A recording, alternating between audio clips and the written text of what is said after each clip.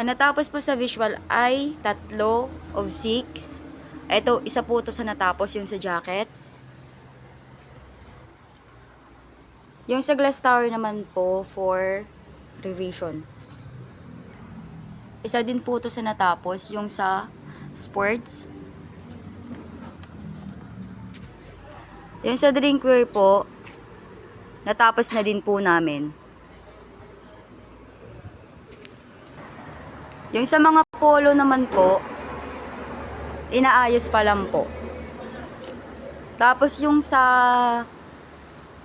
polo dry fit po, nilagyan po muna namin ng round neck, long sleeve.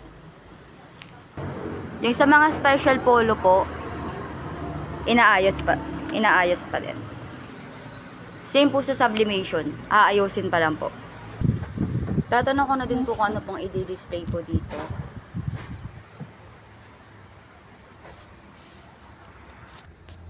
Giveaways remaining for inquiry, ito po. Bulk po 4. Ang napamigay ito po.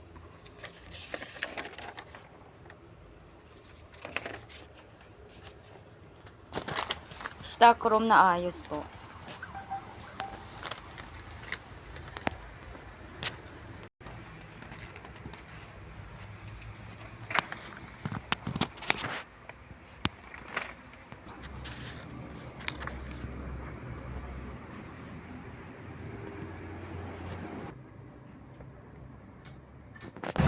Barging mabili ay yung sando po.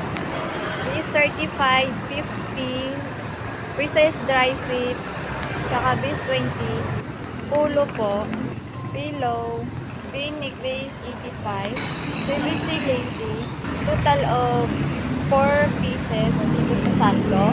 Overall po, ang total nila is nasa 2,835 po as of 2:24 p.m.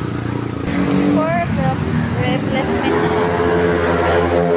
videos namin po is maglagay po ng ibang kulay dito sa Supreme Polo po. Ay naghanap po ng white and black. Sa corkboard po namin, kasalukuyan ko pa pong ginagawa. Quiz for take pa po sina Jules, Lloyd, Chanley, Clint, Kay. Last week, quiz retake sa t-shirt at jackets po. Sina Chanley, Clint, Edeline, Jules, James, Kay, at Lloyd. Sa workshop naman po, needs improvement po si Kay. Sa t-shirt workshop po. Sa sales demo po sa Edeline, na 10 scenario.